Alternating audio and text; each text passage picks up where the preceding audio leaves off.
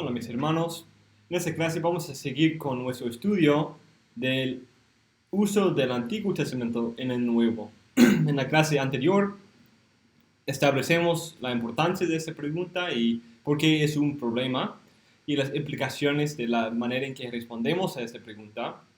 También hablamos de la naturaleza de una citación y una alusión y empezamos a estudiar varias de las escuelas más prominentes um, y la manera en que ellos responden a esta pregunta. En esta clase vamos a seguir con este estudio, entendiendo algunas otras escuelas, y en la próxima clase vamos a hacer una síntesis de varios principios claves que forman como presuposiciones importantes para el estudio del Antiguo Testamento en el Nuevo. Para recordar un poco algunos de esos métodos, podemos ver esa cita de Bill, cuando él dice, hay una variedad de respuestas a esos pasajes espinosos.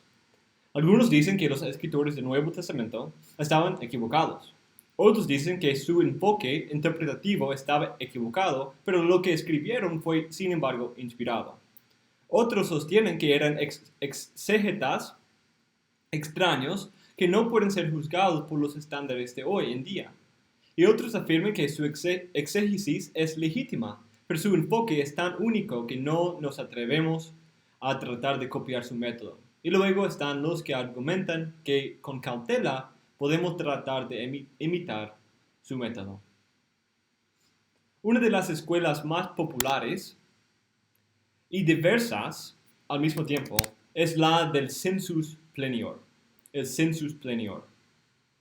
Hay varias maneras de usar y definir lo que hoy se llama el sensus plenior. Uno de los primeros autores en poner una definición a ese término era Raymond Brown en los años 50, creo. Sí, 55 publicó este libro sobre el sensus plenior, uno de los primeros libros sobre ese tema. El sensus plenior es el significado adicional y más profundo en la intención de Dios, pero no claramente en la intención del autor humano, lo cual existe en las palabras del texto bíblico, o grupo de textos, o inclusive un libro completo, cuando son estudiadas a la luz de más revelación o el desarrollo en el entendimiento de la revelación. Hay varias escuelas, como dije, de ese entendimiento. Esa es como la definición básica, pero vamos a ver varias otras definiciones también. Las otras escuelas que ya hemos estudiado pueden apelar a una forma de sensus plenior, que los autores del Nuevo Testamento están interpretando los libros del Antiguo Testamento con una adición al sentido original que ese autor individual tenía en cuenta.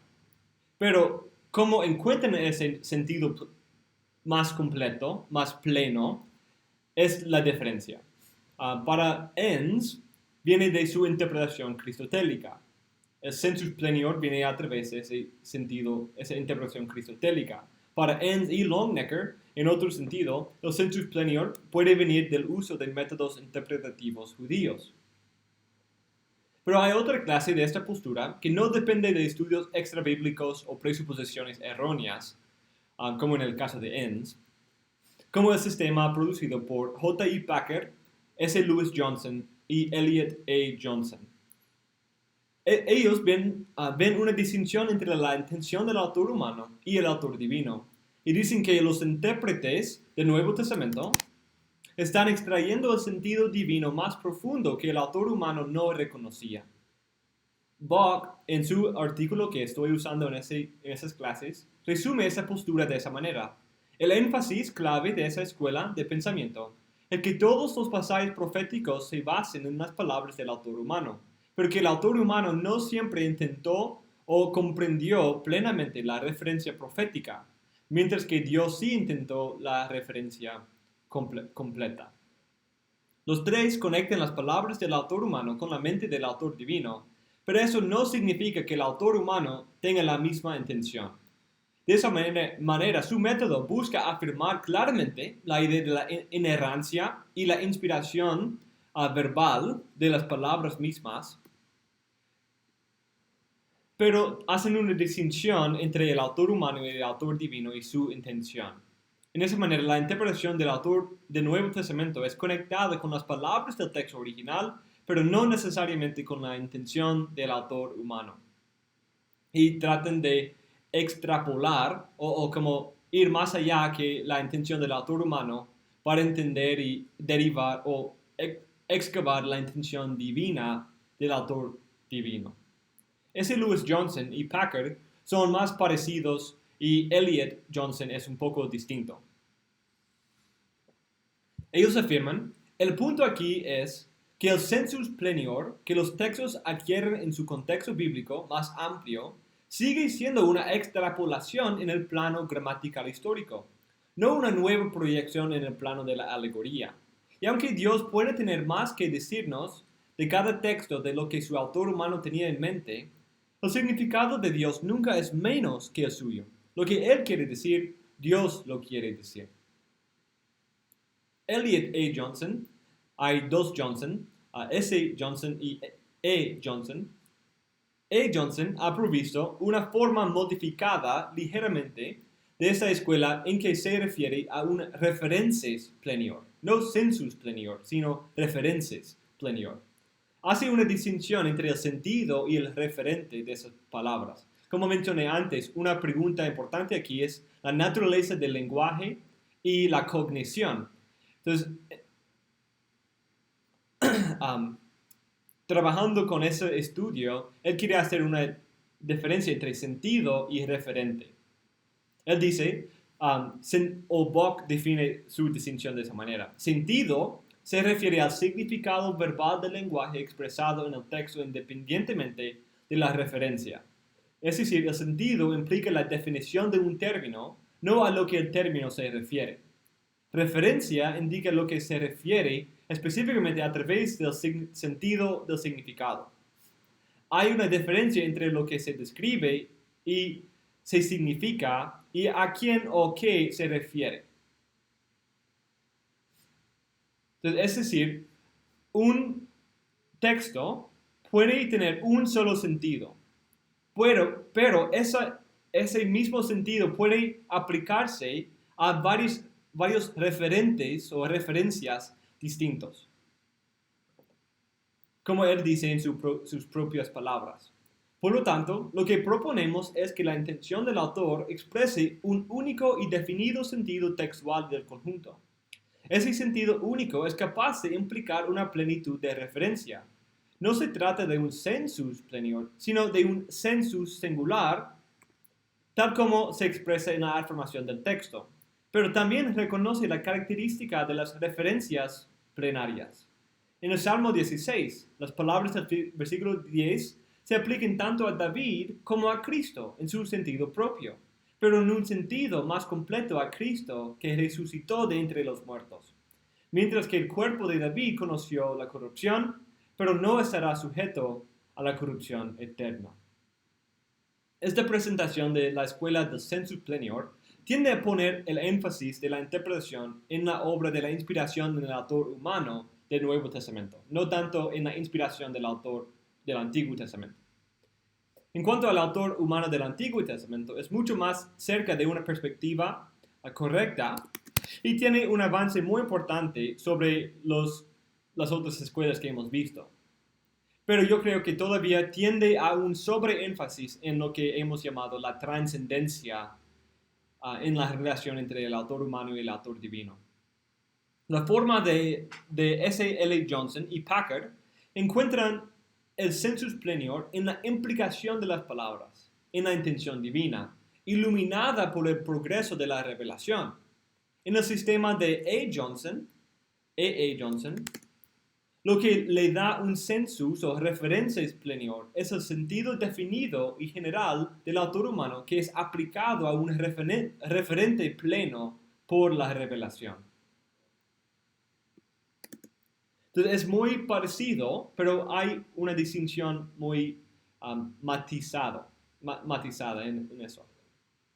Robert L. Thomas es otro autor que ha propuesto otra forma de sensus plenior. Y van a ver un poco de él en sus lecturas. Su método tiene mucha influencia dispensacionalista, y eso se puede notar en sus afirmaciones. Él dice, una tercera pregunta que uno podría hacer es, ¿Sabía Dios desde el principio que el pasaje del Antiguo Testamento tenía dos significados? La respuesta es obviamente sí. Pero hasta la cita del Nuevo Testamento de ese pasaje, el segundo o sentido pleno no existía en lo que respecta a los humanos. Dado que la hermenéutica es una disciplina humana, recoger ese segundo sentido es una imposibilidad en un examen de la fuente del Antiguo Testamento de la cita. Por lo tanto, el significado adicional no es una interpretación gramatical histórica del pasaje del Antiguo Testamento. El significado adicional es fruto de la interpretación gramatical histórica del pasaje del Nuevo Testamento que lo acompaña. El pasaje del Antiguo Testamento tiene un solo significado. Una cuarta pregunta podría ser, ¿por qué los escritores del Nuevo Testamento atribuyeron esos significados sensus plenior a los pasajes del Antiguo Testamento?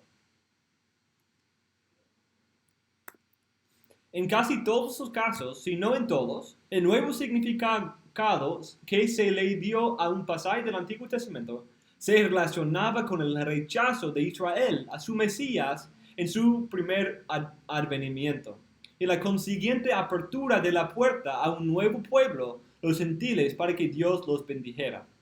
El nuevo pueblo consistía tanto en judíos como en gentiles, como miembros del cuerpo de Cristo. Que esta nueva unión existiría no fue revelado en el Antiguo Testamento, como Pablo señala en Efesios 3. Nuevos significados a través de una revelación divina especial eran necesarios para dar a ese nuevo programa una conexión con lo que Dios había estado haciendo a lo largo del periodo del Antiguo Testamento. Esa frase ahí está lleno de ideas dispensacionalistas. Eso depende mucho de su dispensacionalismo.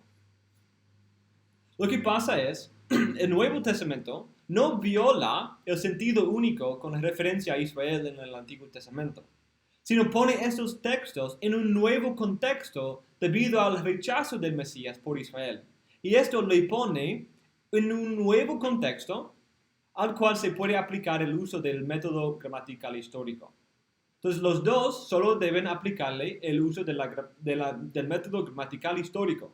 Pero Dios sabía que ese texto iba a aparecer en uno o dos contextos, dos o más contextos, en todos los usos posteriores.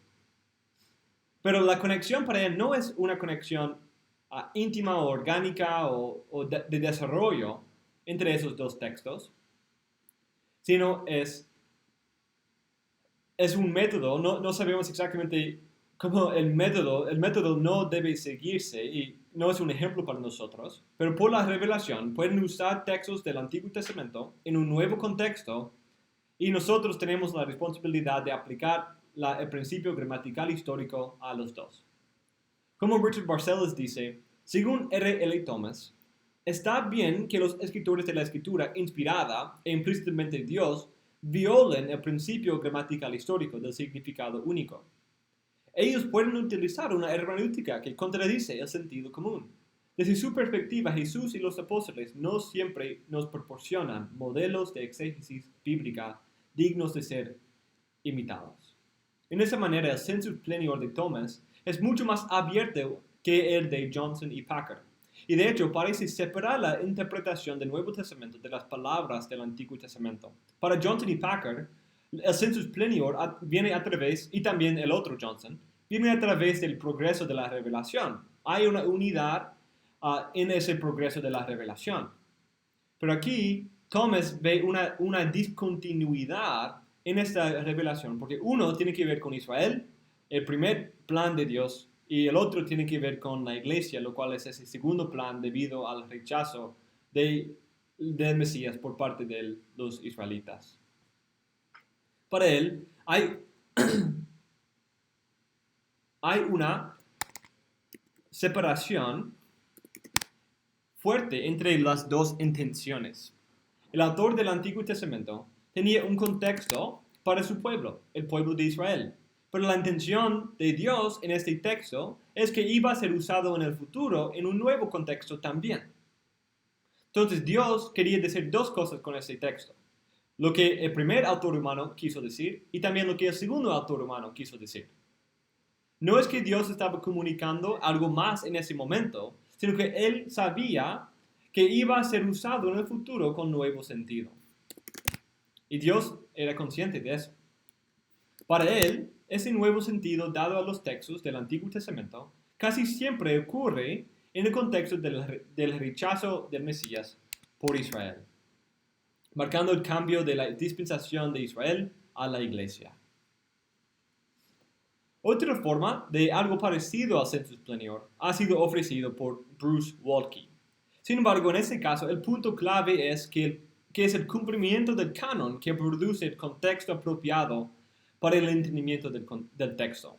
De hecho, Waltke no usa el término census plenior y prefiere no usarlo de su sistema, porque busca encontrar una unidad entre el lenguaje del autor humano y la intención de Dios, lo cual es una meta muy buena.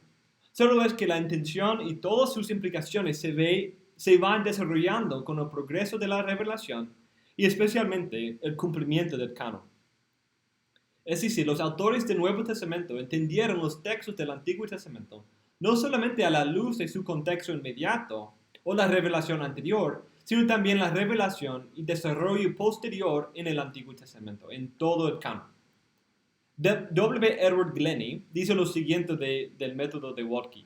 Para Waltke, esta refracción está tan extendida y completa que hay unidad entre los escritores del Antiguo Testamento, entre el lenguaje ideal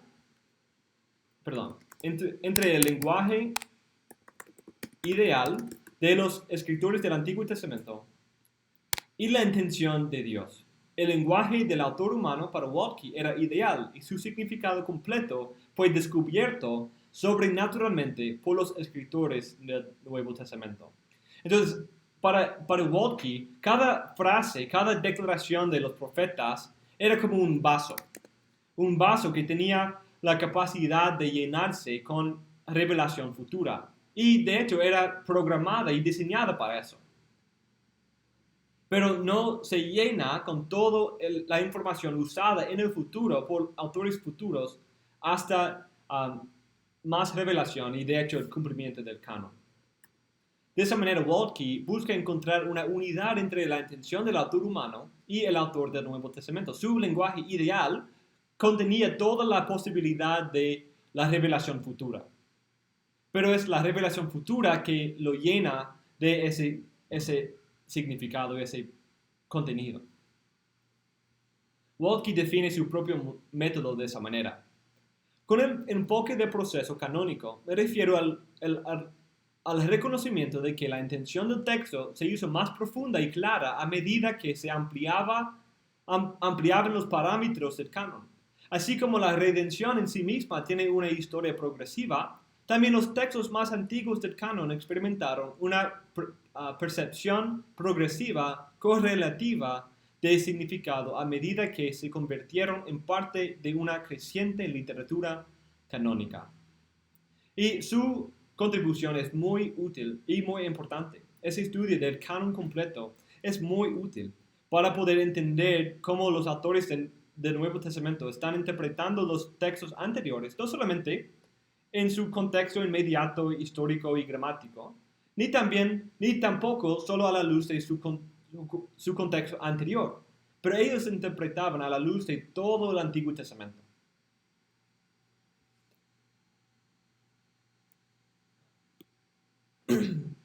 Hay algunos otros eruditos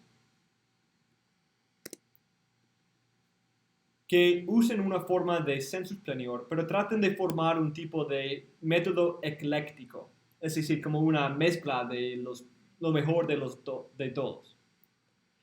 Como Douglas Moo, Andrew Naselli, y Matthew Barrett.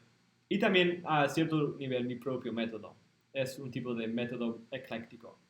Moo y Naselli han contribuido un artículo muy importante sobre este asunto en que ellos proponen un método ecléctico que depende mucho de la idea de Waltke, el census plenior y también la idea de tipología. Después de dar un resumen de 9 métodos de resolver el problema del uso del Antiguo Testamento en el Nuevo Testamento, Moo y Naselli presentan su propio método. Moo y Naselli tienen una postura mucho más balanceada. Ellos ven beneficios en el método de Kaiser, aunque viendo sus deficiencias. También ven beneficio en el método canónico, una idea matizada del sensus plenior, una que aprecia la unidad del autor humano y divino, y la idea de tipología. Entonces, ellos ven 4 puntos claves para su propio método. La idea de Kaiser, que vamos a ver en un minuto, de cómo el autor del Antiguo Testamento tenía mucho más que decir que normalmente se cree. Segundo, el contexto canónico es importante para entender. Hay una forma de sensus plenior pero al mismo tiempo reconociendo la unidad de los dos autores, pero hay trascendencia y también emanencia. Y en cuarto lugar, hay la idea de tipología. Entonces, esos son como 4 ingredientes para su método, que vienen de otros métodos también. Su meta principal en esto es proveer un método que puede acomodar casi toda la evidencia para tener un Nuevo Testamento que inerrantemente usa el Antiguo Testamento. Y su propuesta es muy digna de consideración. Y ellos están escribiendo en un contexto en que están hablando de argumentos en contra de la idea de inerrancia. Entonces su método es tratar de explicar todos los ejemplos espinosos del Nuevo Testamento y tratar de tener un sistema ecléctico que pueda acomodar toda la evidencia, lo cual es una meta muy importante. Por el otro lado, Matthew Barrett tiene uno de los escritos más recientes, hablando en 2020, sobre el sensus plenior. Él da una descripción muy útil con la cual podemos estar de acuerdo, aunque yo creo que requiere un poco más matiz. Él dice, en el corazón del sensus plenior está la convicción de que el intérprete no debe tratar el texto como si el autor humano fuera suficiente. Hemos hablado de eso. También hay un significado más completo que Dios quiere que vaya más allá de lo que incluso el autor humano entiende en el momento. Con eso quiero matizar eso un poco mejor. Aunque un texto se sitúa en un punto determinado de la historia, sin embargo va más allá de ese parámetro histórico debido a la naturaleza progresiva de la revelación. A medida que el canon se construye y la historia redentora de Dios se desarrolla, lo que antes era tenue, ahora brilla con luz propia. Ese significado más completo florece en la madurez con la tan esperada llegada del Mesías de Israel. Lo que fue prefigurado a través de las palabras del autor humano se amplifica a medida que progresa y alcanza su cumplimiento en Cristo, tal como el autor divino lo previó. El significado de un pasaje profético, especialmente si es de naturaleza tipológica, puede ser ampliado y expandido, escalando más allá de la comprensión inmediata del autor humano, debido al conocimiento, comprensión e intención escatológica del autor divino. Para Barrett, la idea clave para el sensus plenior es el autor divino, el progreso de la revelación y la idea de canon y tipología. Como él dice, aunque un texto se sitúa en un punto concreto de la historia, sin embargo va más allá de ese parámetro histórico debido a la naturaleza progresiva de la revelación. A medida que el canon construye la historia redentora de Dios, se desarrolla. Lo que antes era tenue, ahora brilla con fuerza. Lo que no es conocido por el autor humano es todas las aplicaciones posibles de su texto y también la plenitud de las implicaciones de su cumplimiento. Barrett conecta su idea del sensus plenior con el progreso de la revelación, el autor trino de cada texto y el cumplimiento del canon. Una de sus metas en su libro es mostrar cómo el criticismo histórico ha afectado mucho la manera de interpretar la Biblia y ha quitado esa idea de la interpretación teológica. Entonces su método viene de un deseo de llevar de nuevo el autor divino en la consideración de la hermenéutica, lo cual es una meta muy importante que nosotros hemos tratado de hacer también en nuestras clases, que no podemos separar el autor humano y el autor divino. Aunque él bien pone el enfoque en Dios, pero yo creo que él también tiende a una separación entre la trascendencia e inmanencia. Él dice, siempre que se interpreta un texto, no solo hay que considerar el autor humano y sus antecedentes históricos, sino que también hay que considerar lo que Dios está diciendo a través del autor humano, teniendo en cuenta el resto de la historia de la redención, algunas de las cuales el autor humano puede o no entender en su totalidad cristológica. Su postura, aunque en mi opinión requiere un poco más matiz, es muy útil y un gran avance en este estudio.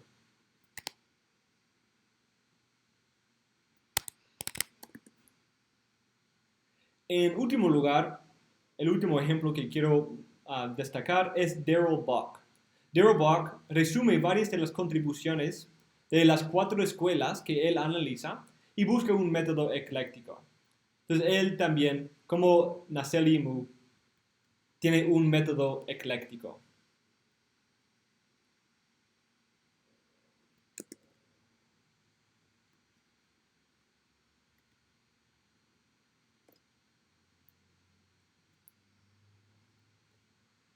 Para resumir esas ideas, Enns y la escuela cristotélica ve el sensus plenior en la meta cristotélica de los autores, de los apóstoles, y no en el texto del Antiguo Testamento. Longenecker ve el sensus plenior en el progreso de la revelación y especialmente la contribución de la hermenéutica del Segundo Templo. La forma de S.L. Johnson y Packard encuentra el sensus plenior en la implicación de las palabras en la intención divina, iluminada por el progreso de la revelación. En el sistema de A. Johnson, lo que le da un sensus o referencia plenior es el sentido definido y general del autor humano que es aplicado a un referente pleno por revelación. En el sistema de Thomas, el sensus plenior viene de la intención de Dios en tener este texto puesto en 2 contextos distintos, lo cual también conlleva 2 dispensaciones distintas. Para Walke, aunque sin la palabra, ve el canon como el contexto que ilumina el sentido completo de cada texto. Autores como Bock, Barrett, Mu y Nasseli buscan tener un método ecléctico que incluye lo mejor de varias de esas escuelas. Hay varios otros autores que podemos marcar, como D.A. Carson, G.K. Beale, Jason DeRucci, que he usado mucho, pero no he puesto a ellos en este sistema de escuelas distintas porque yo creo que mi propia postura está en la misma línea que ellos. Entonces, mi propia postura, yo la veo como en línea con ellos. Entonces, ellos no reciben su propio lugar, aunque han contribuido mucho a ese estudio. Y quizás sería importante destacar esas contribuciones como el comentario sobre el uso del Antiguo Testamento en el Nuevo, de Carson y Beale, que es muy útil y muy importante. Y también acabo de ver hace 2 días o ayer el libro de la teología bíblica de Beale ha sido traducido a español por Kerygma y sería una buena inversión si alguien está interesado. Antes de ir a la próxima escuela, quiero destacar algunos de los puntos de defensa para la idea de sensus plenior. Hay 2 argumentos más prominentes que podemos ver para esa idea de sensus plenior. La idea de sensus plenior es muy variada entre eruditos evangélicos. Sin embargo, hay 2 argumentos claves que se usan en defensa de este método. En primer lugar, se presenta como la mejor manera de explicar los ejemplos espinosos del uso del Antiguo Testamento en el Nuevo. Entonces se presenta como la mejor manera de explicar la evidencia. En segundo lugar, hay algunos textos que se presentan como afirmando esta idea. Por ejemplo, hemos estudiado 1 de Pedro 1, 10 a 12, 2 Pedro 1, 19 a 21, Juan 11, 49 a 52. Todos sirven como un ejemplo para una idea de un sensus plenior. Por ejemplo, Philip Payne dice lo siguiente con respecto a 1 de Pedro 1, 10 a 12. La búsqueda de los profetas se refería a lo que el Espíritu de Cristo en ellos apuntaba. El texto enseña que el objeto de su búsqueda intencional era lo que el Espíritu estaba revelando a través de ellos. todo lo que el pasaje dice claramente, todo lo que el pasaje dice claramente, que los profetas entendieron, es no se servían a sí mismos, sino a ti. Entonces, para Payne, ese es un ejemplo, ese texto para él dice que ellos no entendían casi nada de lo que estaban diciendo. La única cosa, según él, que ese texto dice que ellos entendieron era que no servían a sí mismos, pero lo que estaban diciendo iba a ser revelado a una generación futura. Y ellos estaban buscando entender lo que el Espíritu de Cristo estaba diciendo. No el tiempo y la persona, según el contexto. Entonces, en nuestro método de interpretar este texto, hemos visto que eso no es la mejor manera de interpretar ese texto. También, algunos ven la profecía de Caifás en Juan 11 como un ejemplo de una intención divina que el autor humano no tiene en cuenta. Entonces, esos son los argumentos. Y hay más, pero eso es como una manera sencilla. Ahora quiero dar una crítica y matizamiento. Es decir, yo quiero dar algunos matices o una manera específica de entender la idea de sensus plenior que sea apropiada. No quiero rechazar completamente la idea de sensus plenior, pero creo que requiere varios matices importantes para ser una teoría que concuerde mejor con la presentación bíblica. Noto 4 problemas con el uso de ese término. En primer lugar, un sensus plenior que es encontrado por la inspiración del Espíritu Santo en el autor humano, lo hace difícil seguir el patrón de la hermenéutica de los apóstoles. Aunque muchos todavía dirían que podemos seguir el ejemplo de los apóstoles, sin el matiz apropiado, puede ser muy fácil negar la posibilidad de seguir su ejemplo por decir que su interpretación fue inspirada y la nuestra no. Como Bill dice, la conclusión de quienes ven en el Nuevo Testamento el uso del Antiguo Testamento como algo no contextual es que los cristianos del siglo XX no deben intentar reproducir el método exegético de los escritores del Nuevo Testamento, excepto cuando corresponde a nuestro método gramatical histórico. Normalmente se dan 2 razones principales para esa afirmación. En primer lugar, no tenemos la inspiración reveladora que tuvieron los escritores del Nuevo Testamento en sus interpretaciones Pesher. Pero no es necesario afirmar que hay que tener tal inspiración para reproducir su método o sus conclusiones. El hecho de que no tengamos la misma postura reveladora que los escritores del Nuevo Testamento solo significa que no podemos tener la misma certeza epistemológica sobre nuestras conclusiones interpretativas y aplicaciones que ellos tuvieron. El método exegético no debe confundirse con la certeza acerca de las conclusiones de tal método, ya que ambos son bastante distintos.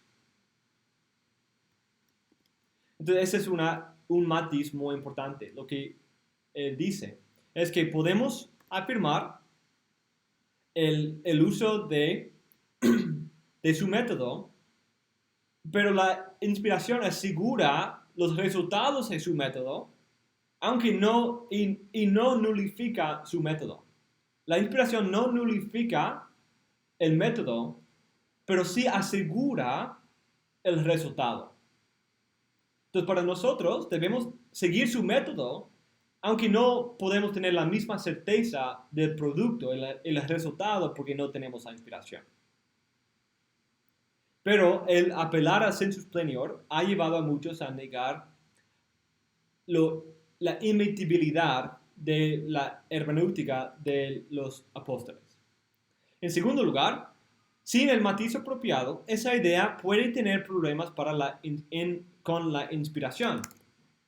Un sensus plenior que divide la intención del autor humano y divino sobreenfatiza la idea de la trascendencia y destruye la unidad teológica de la Biblia. Como Naselli y Moody dicen, esta objeción tiene cierta validez. Una visión de la inspiración que divide a los autores divinos y humanos de la Escritura puede ser tan teológicamente sospechosa como una cristología que separa rígidamente la naturaleza divina y humana de Jesús. La realidad del Dios Trino como el autor significa que hay un balance íntimo entre la trascendencia e emanencia en esa relación, como hemos defendido. Pero no podemos caer en el error de Kaiser de excluir el autor divino, Pero tampoco podemos solo enfocarnos en el autor divino por ser la fuente del sensus plenior.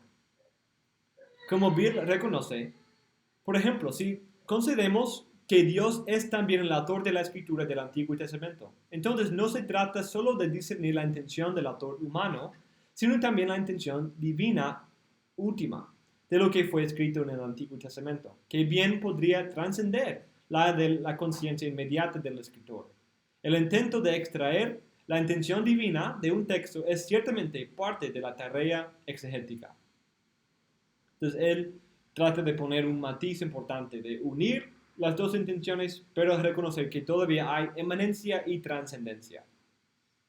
Por esa razón, nuestra forma del sensus plenior debe poder acomodar el autor divino del texto del Antiguo Testamento y la trascendencia e emanencia de su relación con el autor humano.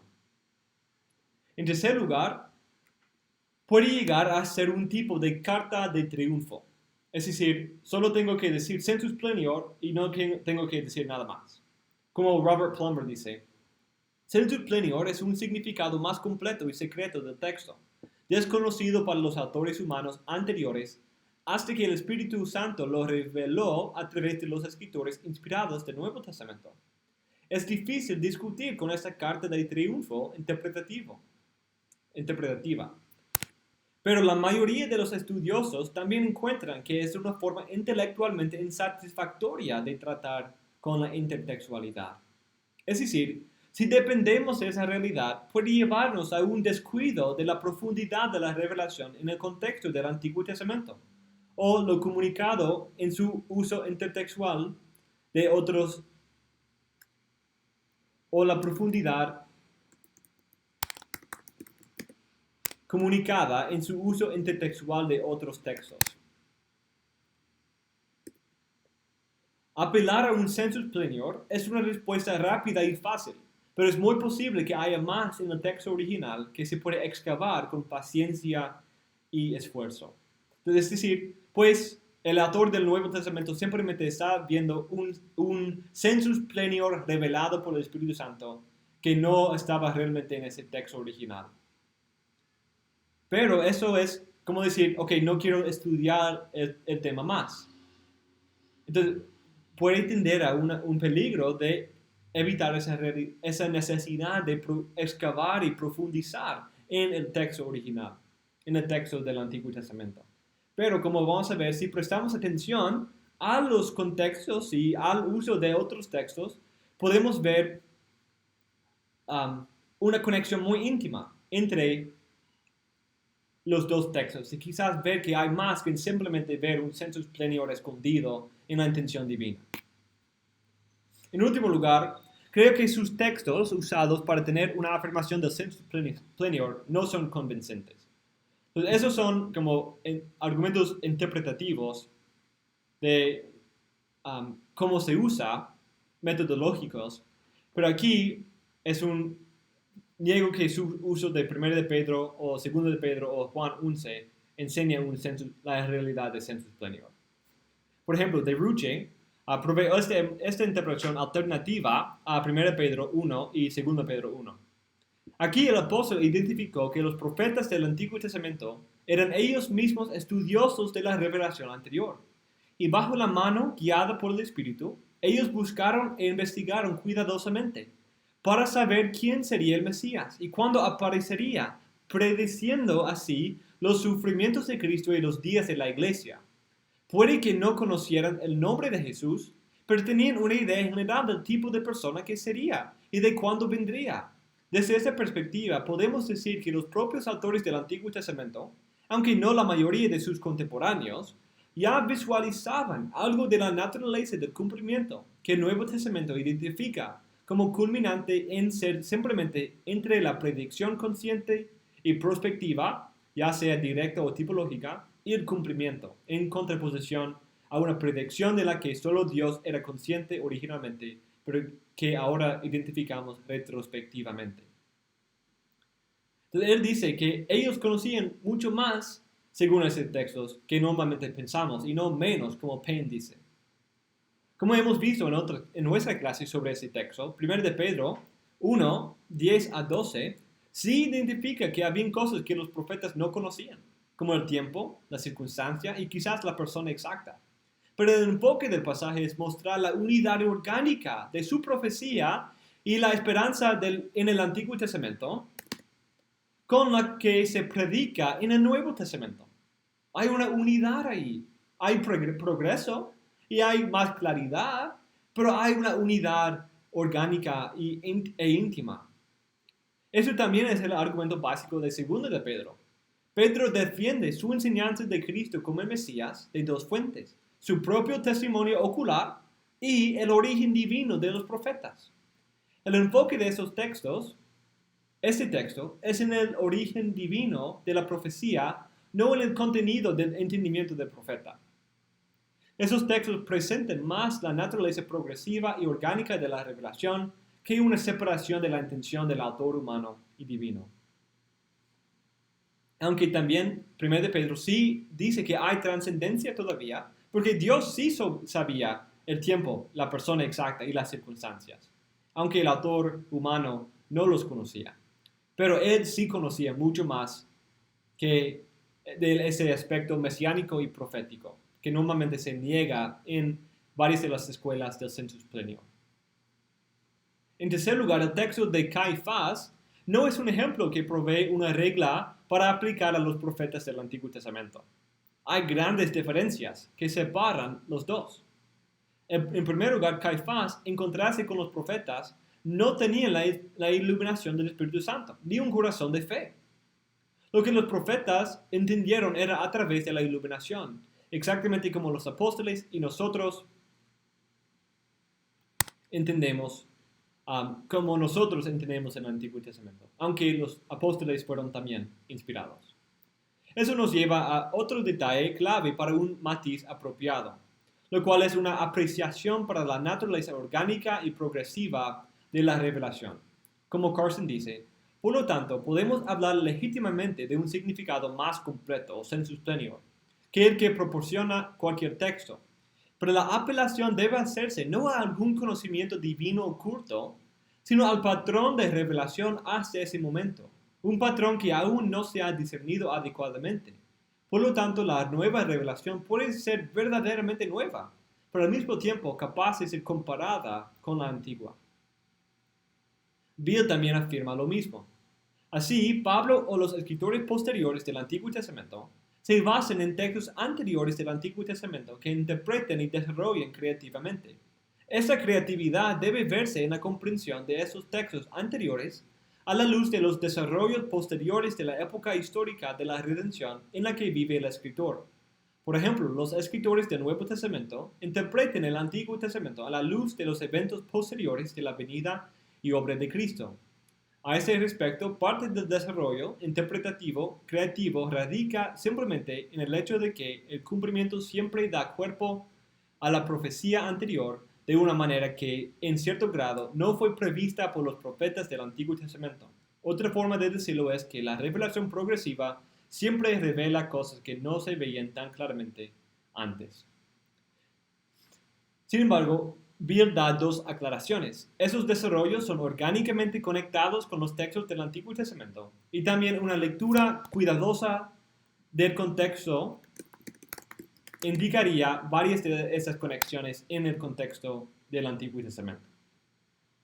Por esa razón, si vamos a seguir usando esta palabra, debemos tener un sistema que sostiene a los apóstoles como una regla para nuestra hermenéutica, que mantiene un balance entre la trascendencia e inmanencia, que busca entender el contexto y conexiones intertextuales del Antiguo Testamento, y que entiende la naturaleza orgánica del progreso de la revelación.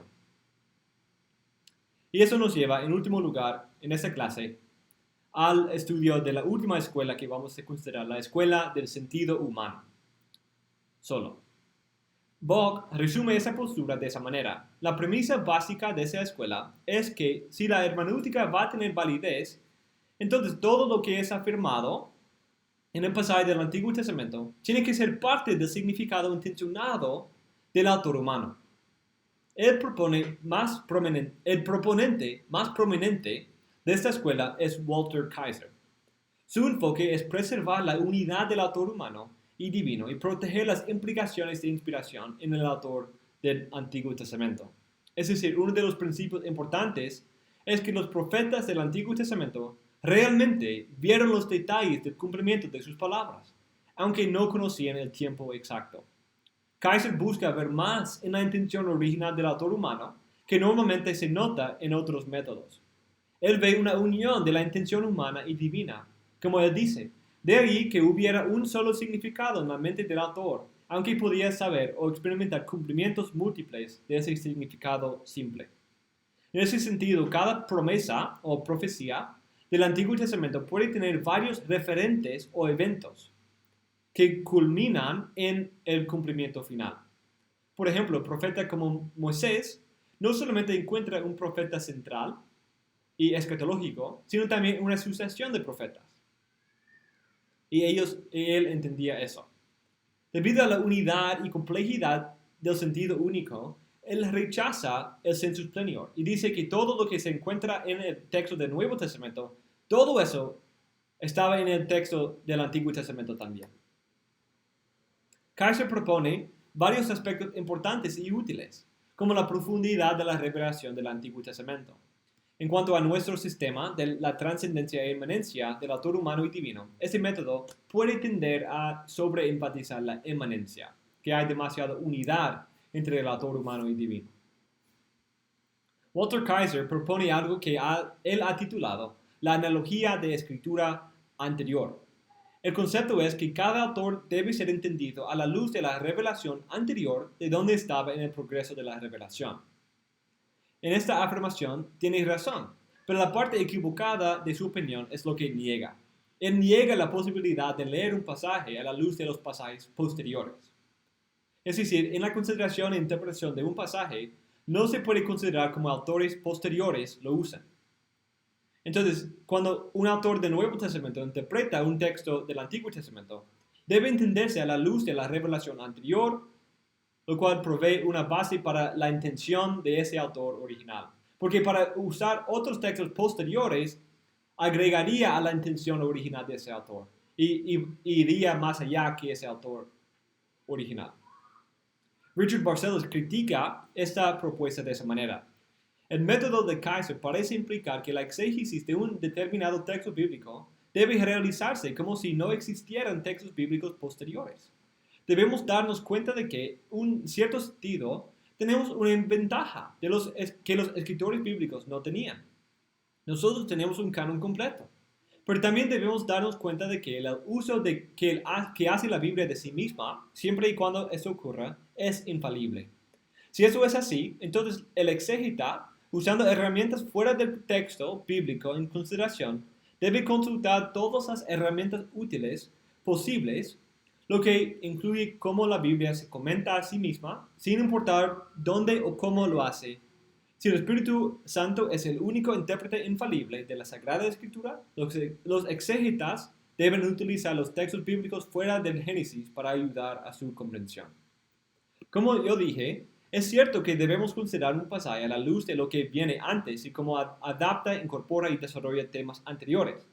Pero también debemos considerar cómo pasajes posteriores entendieron ese pasaje y le dieron desarrollo. Como Sam Waldron dice, no hay dicotomía necesaria alguna entre sostener la perspicuidad del Antiguo Testamento para sus lectores originales y al mismo tiempo sostener que la forma en la que el Nuevo Testamento interpreta el Antiguo es final y autoritativa, lo cual es un matiz importante y útil. Nassel y Mu resumen 3 beneficios de ese método.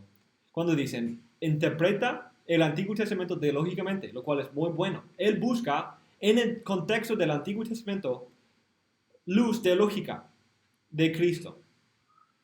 Segundo, enfatiza la unidad de los dos autores y la intención del texto, lo cual también es un punto importante, aunque puede sobreenfatizar ese punto.